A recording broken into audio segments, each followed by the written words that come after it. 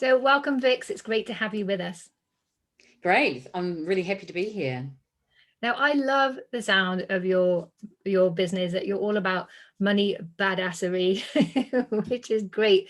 And we don't talk about money enough as a female entrepreneur community and on this podcast. So I'm really looking forward to talking to you about how a business fits in with your kind of life plan for your financial freedom, because I think that's what most people start their business for, isn't it? It's for freedom of time, freedom of to be financially independent. It doesn't always work out that way unless you have a clear plan, however, of course. So we're going to talk all about that. But first, I would love to know, how did you become a money wealth coach? Well, to be honest, I've only started that business a year ago. I have an existing business which I started back in 2008, which is an economics consultancy. So I've been working on that. But during that time, I was always thinking that I wanted to do some work with women and money because I've always been passionate about money, the economy. My background's in accountancy, economics, and pricing. So, I already have the education. And it's also something that I've been continuing to educate myself on, over the years. I read a lot of books. I watch things on YouTube. I listen to podcasts. I read articles. I'm fascinated about money, and obviously I have my own money story as well. I'm from New Zealand, and I came to the UK at the age of 23, and I had £30 in my pocket. And over 30 years later, I can now call myself a multimillionaire because I've built up assets worth over £2 million. Now, a lot of those are property, because I did actually start investing in property back in 1999 when property prices were a lot cheaper. So, in many ways I've been in the right place. So yeah, had my economics consultancy, and about a year ago I decided, right, I'm going to do it. If I don't do it now, it's never going to happen.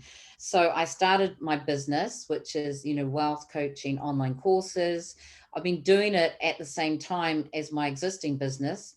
So I haven't been able to devote as much time to it as I'd like. Um, but some of the reasons were, I some of the reasons were, as I said, I want to be location independent. So even though I had my own business, I was selling B2B. I was selling into corporate, and quite often, well, a lot actually, they'd want me to go into client offices for meetings, which is great. But I'm from New Zealand. I bought a house in New Zealand, and part of my plan, and you mentioned the importance of plans, is to spend the British winters in New Zealand. Well, it's winter here now, and I'm in the UK, partly because of the pandemic. Um, so yeah, that's part of the plan, and just also to have more freedom. Not I wanted, and also we're not taught personal finance in school. And one of the things I've found about women I've talked to is so many struggle with money and finances and just aren't confident. I mean, even this morning, I read some research from Hargreaves Lansdown in the UK, and I think the figures were 36% of people are confident that they'll be able to afford to retire. So only a third. But when you look at the difference between men and women, it was 26% of those for women and 45% for men.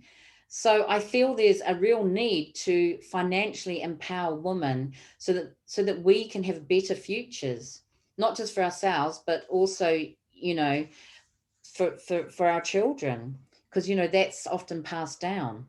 Yeah, absolutely. And also, research shows that when women are financially empowered and independent, then most of their money is spent on the community, on improving their family, and it all goes into enriching the world in some way. Was for men, the percentage of money that goes into the local community is a lot less. So there's when women have that freedom, it's not just for them, it's for the wider community. So I think it's a really important mission, which is wonderful.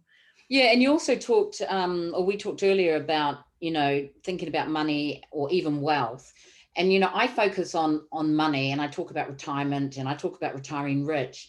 But, the word rich is not just about money, and wealth is not just about money. And there's financial wealth, which is money, but there's also time wealth, which is freedom, um, physical and mental wealth, which is health, spiritual wealth, which is spirituality. So there's a lot of dimensions to wealth. So, and I focus on the money, but often, once you start focusing on one, it has a ripple effect anyway in other areas of your life. Yeah, exactly, exactly. And once you learn how to manage one aspect, then those tools you can apply elsewhere, because I really believe that business has to be, it's a balance. It's not all about putting yourself out there for everyone else. It's not all about the money. It's not all about the leadership. But I mean, all of these things have to work in harmony, in the right doses, so that you can have that complete balance according to what your plan is. So for everyone, it's slightly different. So it's important to think that through. I Yeah, want and to. that's actually something I really focus on, actually, because one of the things I talk a lot about is, this is about personal finance, and the key word there is personal. So it's really unique to you. So I talk a lot about retiring rich, but the definition of rich is very personal. So for me, some people, it might be having a nice cottage by the sea and enough money just to pay their bills every month, and they're going to be really happy and they'll feel rich. It's not about having millions in the bank. It's about basically creating the life that you want, Yeah, and then absolutely. living that life. Yeah. And once you have that, once you're clear about what it is that you want to create and how you want to use your talents and passions to create that, then that also has that knock on effect of stopping you doing things like comparing yourself to others, which again helps you to feel more rich as well. So it all comes together, and I think it's this idea of thinking about wealth and in all of its facets and what it means to you personally is a really important start point for everybody, really, not just female entrepreneurs. But I think it really can make such a big difference in our lives. Yeah, absolutely. No, I absolutely agree. And I always say that, all of us are unique. We have our own goals, our own desires, and it's about you being clear about what it is you want in your business and for your future as well. Yeah, exactly. So I want to come back to your early days in business. So you started your business in 2008, same year as I started my first business too. And we were both consultants at the time, but there was something interesting that happened that year as well. And we're currently about to go into a recession. And of course, the last recession was in 2008 with the financial crash. Can't speak today. And you went into economics consulting. So how was that? What was that like? Well, yeah, I mean, it's a funny time really to start a business in many ways. But, I was already working in the corporate world. And we, there was the thing about corporate is there's always, limitations as to headcount. So we always had to use vendors and agencies to conduct projects for us. So I was working in the corporate world as an employee. I saw all these agencies come in, charge big money. And I thought, hang on a minute, yes, I had a good salary, but hang on a minute, I'm sitting here, doing the drudge of the work, and sometimes these vendors or these agencies are getting some nice projects to do. I can do that. So obviously I didn't want to create an agency with employees. I just wanted to improve my life. And also there was more flexibility in working for myself, because even though a lot of these clients want you in the office for meetings and to plan things out quite a lot, the rest of the time I could work from home. And back in 2008, this flexible working wasn't as kind of popular as it is now. Well, obviously at the moment we're all working from home because of the pandemic, but I'm thinking pre-pandemic here. But yeah, and for me, I think in my field, there was still demand. So despite the fact that there was, the global economic crisis, my field was not affected at all. So I was one of the lucky ones. And to be honest, at that time, I mean, I'm one of those people, and that's now as well as then, that was actually better off during the global economic crisis, because I started a new business, my income increased, and actually my outgoings decreased. I have quite a lot of investment property, and interest rates dropped a lot over that time. So all my mortgages went down considerably, I think, by more than half over a period of time. So I was one of those people that was fortunate and did really well during the economic crisis in 2008. And similarly, with the pandemic, I've had work the whole time and my outgoings have decreased. I like to travel a lot and I'm not doing that. I don't go out. All I do is go to the supermarket and go for a walk, and I don't spend that much money. So even though it was a difficult time, I have to say I was lucky and it wasn't a difficult time for me. And Yeah. I didn't have any trouble getting work and I getting had the same clients. experience. And I think one thing to remember in times of downturn is that people don't stop spending. They just stop risking. So if it's individuals, they'll invest in people that they trust or brands that they trust. So they don't stop spending altogether. And with consultancies, of course, companies are letting people go. So there's more gaps. So they need more consultants to come in and fill that Yeah. without having a headcount. So it can actually be a good opportunity. And I found the same. I was already known for what I did. I had a great network, and I very quickly built up a successful business and earned a lot more than my day job while working part-time around my 5-month-old baby. I was working on my computer, bouncing her under my desk. Yeah. Quite surreal, but it just gave me the flexibility without, well, there didn't really seem to be a downside. So Yeah, I what? felt exactly the same actually. It gave me more flexibility and there Mm, wasn't a downside for me. yeah. So when you had a good salary and you moved to consultancy, did you just take the leap of faith directly, or did you phase out? How did you manage that process? And was there anything that you did that gave you more confidence or courage to take this the make the leap? I had some colleagues that had also done it, like maybe 6 months, a year before me. So I had the benefit of being able to watch them do it and succeed and have plenty of work. And actually, one of them, I remember her telling me that, look, I'm getting too much work. I'm having to turn work away. So I had savings. I knew I'd be okay for a year or so. I also had property investments and other investments. So yeah, it was just really a leap of faith, and I was quite confident. And to be honest, so it's been what 2000. It was the end of 2008, so it's been a good 12 years now, and I have not been without work during that time. And in fact, I have had to turn work down Mm. Yeah. because I just don't have the capacity to do it. So in that respect, I'm very lucky. But I also have not had to really market myself.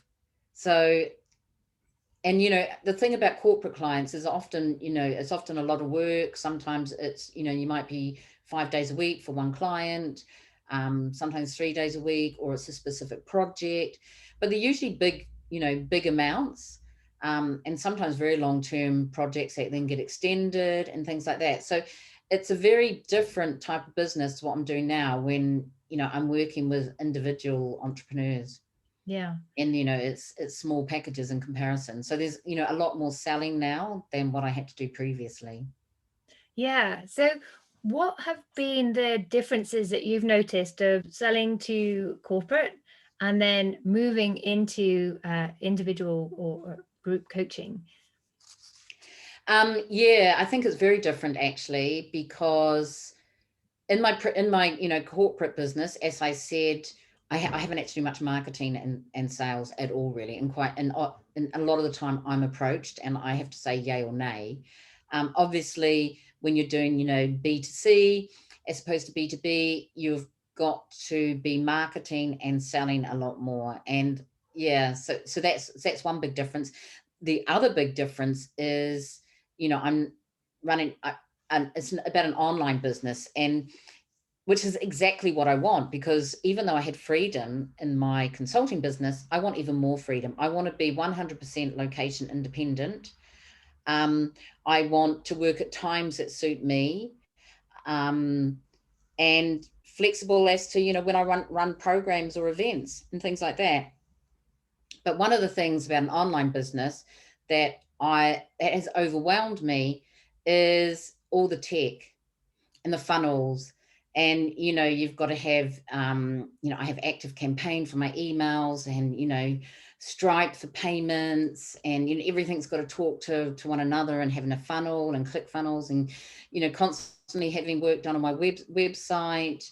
It's just, the tech is completely overwhelming, because I did not have to deal with any of that tech in my previous business. I didn't even have a website. I Yeah. kept saying I'm going to start a website, And I just never got round to it because I didn't need to. You know, the whole point of having a website was to announce my presence and kind of partly for marketing.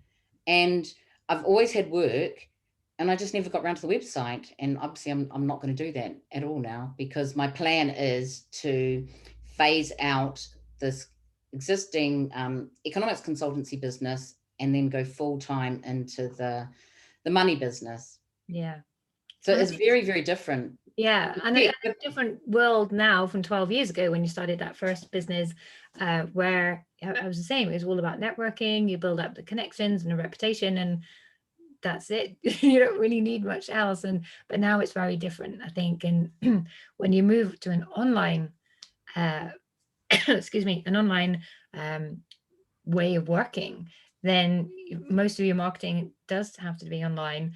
And the number of times I've had a good idea, excuse me, I've had a good idea. I thought, oh, I'm going to do this. It's going to be amazing. It's going to really help people. And then you realize, oh, before I can do that, I have to do this and then that and the other and set this up and make sure that links to this and this space. And yeah. And it's also about, doing it all by yourself and figuring out what you need to do. And then who do I get in to help me with this, when you've not done it before. So it is really overwhelming. I think the other thing that's really different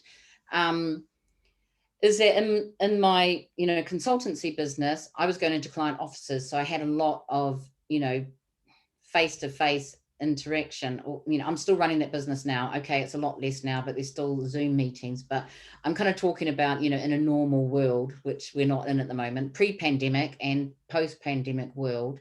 Obviously, things are very different now. So I had a lot more human interaction.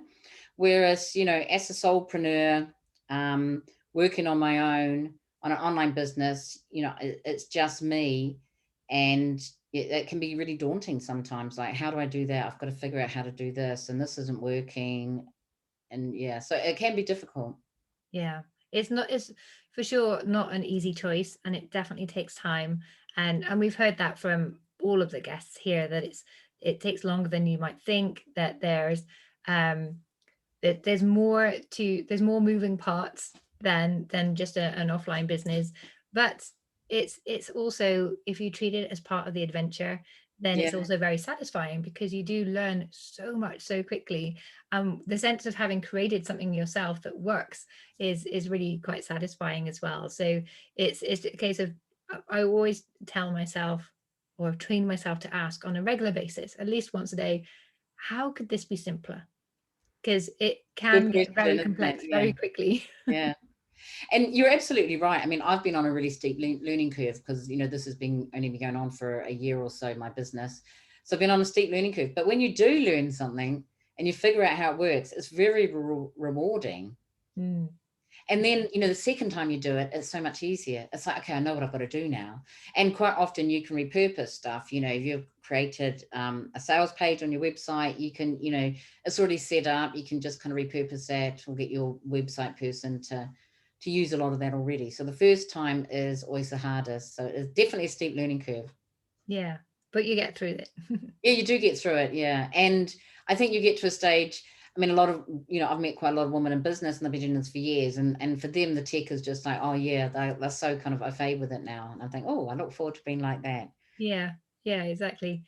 Um, so I want to come back to, your new mission to help empower women to be financially independent. What does it take for a woman to retire rich? Yeah, good question, actually. And first of all, it takes a plan. It's not going to happen by accident. Yeah. You do need to want it, and you do need to plan for it.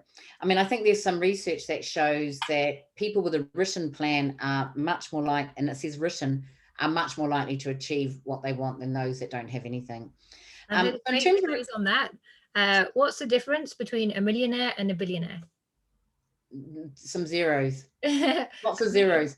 millionaire writes their goals out every day. A billionaire writes their goals out 3 times a day. Oh, that's interesting. I like that. Yeah, that's a good one. So I think, in terms of retiring rich, I mean, if you're a business owner, then you will likely have one of two types of businesses. You'll either have a lifestyle business or a legacy business. So a legacy business is a business that you will be able to sell on in the future. So, I mean, it could be a bricks and mortar business, you know, it could be, I mean, you have a physical product and or it could be anything, you know, it could be big business, small business, but it's something you can sell on. But in this day and age, a lot of entrepreneurs, what they have is a lifestyle business. So it's really based on them. You know, it's about them, their personality, and it's about the things they do. And if they decided to exit the business or had to exit the business, then that business would essentially fold. Now, if you've got a legacy business, then a lot of your, you know, your financial plan will probably be quite intrinsically linked to your business, because you're building your business, you're investing in your business with a view to eventually sell. That's assuming you want to eventually sell it. If you want to hand it down to your kids and gift it to them, then you're not going to, you know, that business is not going to fund your retirement. So either you have a legacy business that will help fund your retirement, either maybe fully or maybe partially. If not, you've got a lifestyle business, which basically pays you an income, gives you a lifestyle. So I think one of the key things is to realize that you are separate from your business. And for most entrepreneurs who have lifestyle businesses, your business will pay you an income, and then from the business profits, and then so then it's a personal thing about retiring rich. It's about you having a personal plan and putting that into into smaller plans and taking action. And that's about taking consistent action every day. Because if you want to retire rich, first of all, you need to have a vision of what your retirement's going to be like. You need to know how much money you already have coming in. So that will be in terms of, you know, a state pension, social security, superannuation, whatever it's called in your country. You might even have a workplace pension from employment, from full-time employment in the past. And you might have some savings towards that already. So if you work out how much you're effectively going to be getting as a result of your existing savings, work out how much you think you'll need. And I always say that to base it on your current lifestyle. How much does it cost you to live your life every year? And then your vision for retirement, do you expect that to be the same? Cost the same, cost less? For a lot of people, they think it's going to cost less because I'm not going to have a mortgage anymore. Or will it cost more? I mean, for some people, you know, suddenly you've got 20 to 30 years where you're completely, you know, got all the time in the world, and they want to have lots of holidays, and that potentially could cost more. So estimate what you think your lifestyle is going to cost, and then what's the difference? What's the gap? I mean, based on what you know you'll have coming in the future and how much it's going to cost you. And then you need to figure out how you can, you know, build a pension pot. So if you work out you need an extra 20,000 a year, whether it's dollars or pounds, there's kind of a rule of thumb that you need to multiply that by 25. So in this case, it's 500,000. And that would be what your pension pot or retirement pot would need to be. And then you have to start investing in order to generate a pension pot of that size by the time you want to retire. Now, I think the thing for a lot of entrepreneurs, and I don't know if this includes you, it does include me, we don't see ourselves as retiring at age 67. It's 67 at the moment in the UK. Not sure what it is in Switzerland. A lot of us entrepreneurs think, well, we'll keep working a bit, we'll have more free time, but we kind of love what we do. So it's more of what I call a hybrid retirement.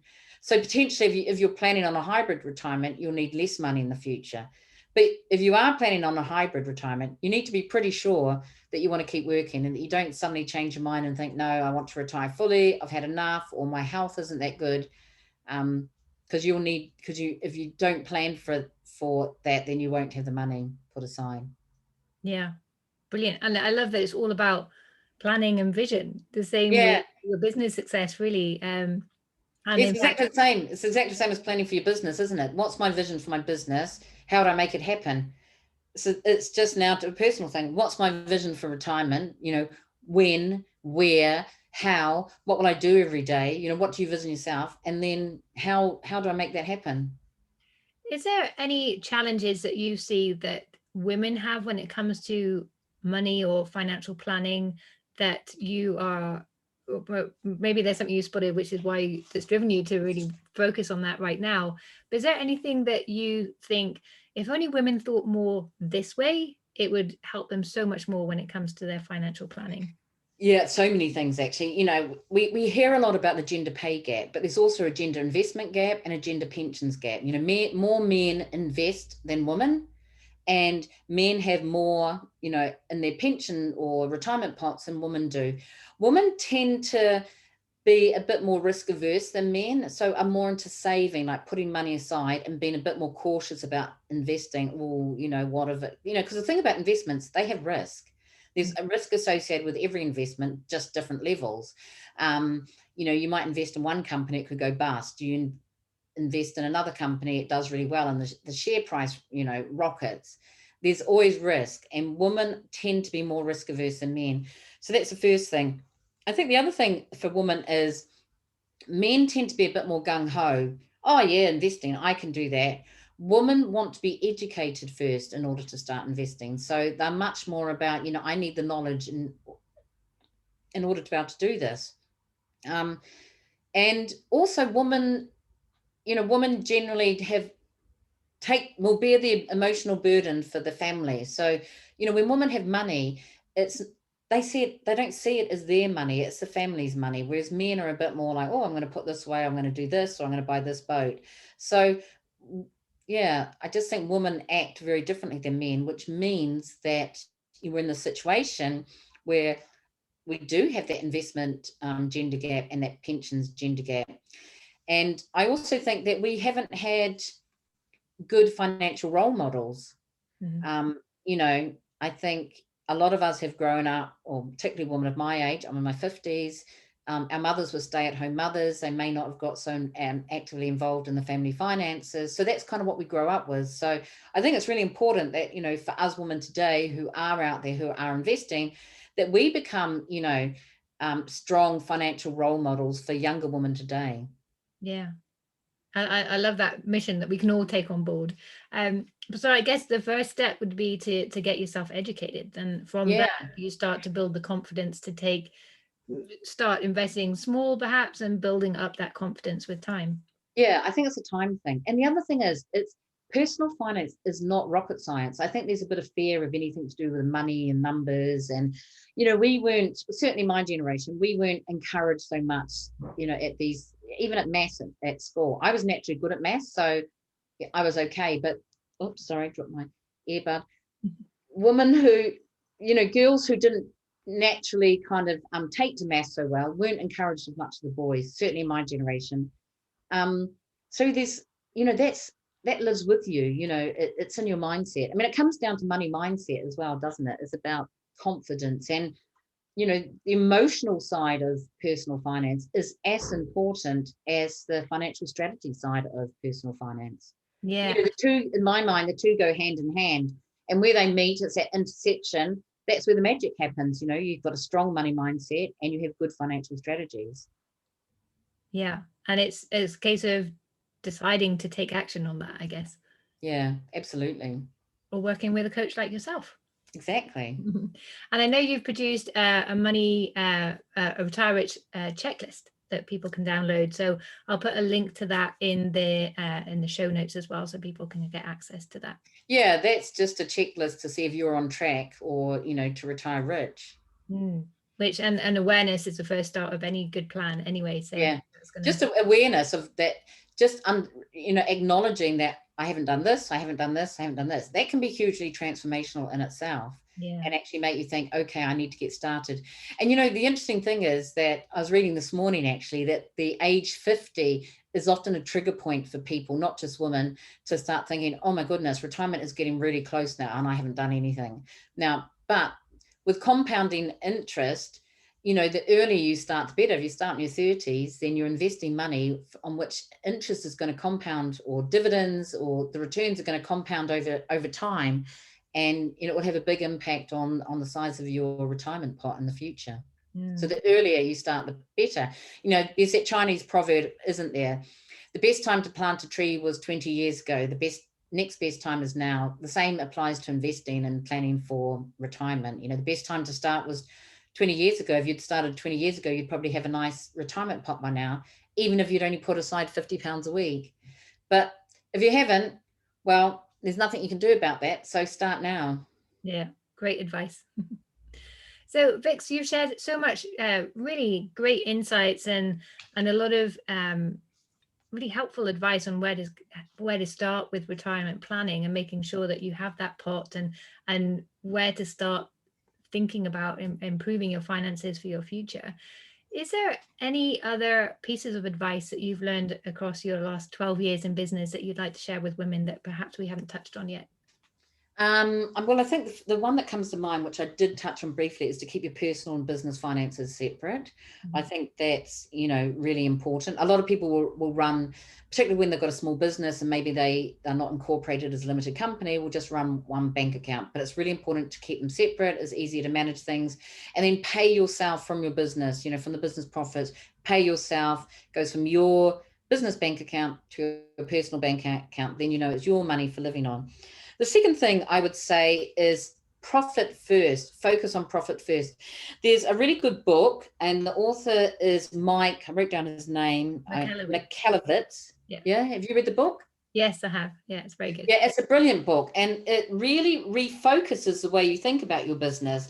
And instead of saying, I earn income, I pay my expenses, and what's left is my business profit, it's about, no, you have income or turnover or revenue, and then you put your profit aside, and what's left is what you can spend. And so it's all about focus on profit. And there's a saying, isn't there, what you focus on, I can't remember what it goes now, what you focus on is what happens. So where attention goes, energy flows. That's it. Where attention goes, energy flows. Yeah.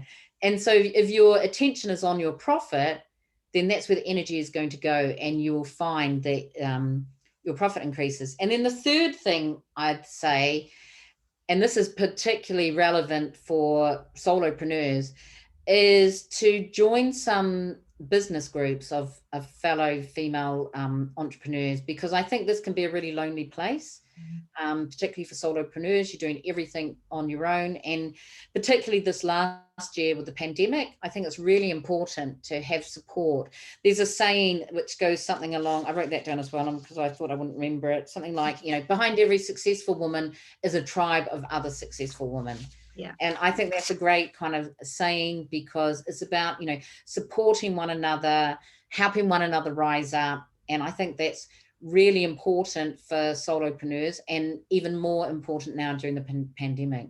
Yeah, absolutely. We've talked about it, and it's again one of those pieces of advice that comes across consistently with all the guests, which shows how important it is to have that success circle, people around you who care about your vision, who are there to support you, and who you'll do the same for.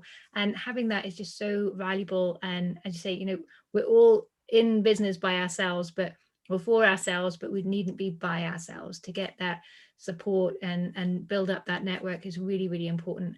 And very often when we start a business, we don't have a network of friends who have started businesses. Exactly. So often we need to go out and find people. And when I started out in business, I'm sure it was the same for you, it was quite hard to find those other women. But now with Facebook groups and social media, and it's so much easier. So it's just reach out to people. And some of the people in my network who've been the biggest supporter, I still have never met them. Yeah, exactly. Same with me. Never met them in real life. Yeah. But they're great supporters. And I think it's really important, because even though we have friends and family, if they're not in business themselves, then they don't understand what it's like. They're like, oh, wow, you have it great. You can work from home every day, and you don't have to do this and you don't have to do that. But they don't actually appreciate that it can be really overwhelming and quite daunting. Have to do everything by yourself all the time and make decisions by yourself all the time. Yeah. Decisions, really, really important decisions, which will impact your business. So it's good to have other, female entrepreneurs as a sounding board to talk through some of the issues and get advice and feedback. Absolutely. I couldn't agree more. And there's the sort of Facebook group that goes with this podcast, the Driven Female Entrepreneurs Club on Facebook. And anyone listening, if you're not part of that group already, come and join us. There's always a conversation going on there. And it's really, the idea was to bring women together to support each other on this journey, because that's really important. And that's a great initiative. I think it's a really, really important initiative. And as I keep saying, even more so now. We've had almost a year of pandemic, and we don't know how much longer it's going to go on for, but it's not looking good here in the UK, I can say that. Yeah, I think it's gonna be a while, but I quite like that advert with Richard Ayoade, and he's saying, it's let's not go with the new different, let's or the new normal, let's create the new different. And I was like, yeah, let's create the new different. I like that. So Oh, I I haven't think, seen that. yeah, so I think it's, yeah, thinking about this new normal it is one thing, but I think I like that he highlights that this is also an opportunity to create something different. And I think we will all come out of this feeling stronger and finding better ways of working and supporting each other, because that's the one thing we're all missing though so much. Yeah. That there's got to be some great new tools coming out of that. Absolutely. And in adversity, there are always opportunities. In difficult times, there will always be opportunities. It's about recognizing them and taking them. Yes, exactly, exactly. So Vix, thank you again so much for all the advice you've shared. I'll put all of your links on your show notes below, but for anyone who's listening to this on the go, how can they find you? Okay, so I have my website is www.moneybadassery.com. I also have a Facebook page called Money Badassery and a free Facebook group called the Money Badass Community. I have pages on Instagram as well, but to be honest, I mainly focus on Facebook. Great, we'll go and find you over there. Great.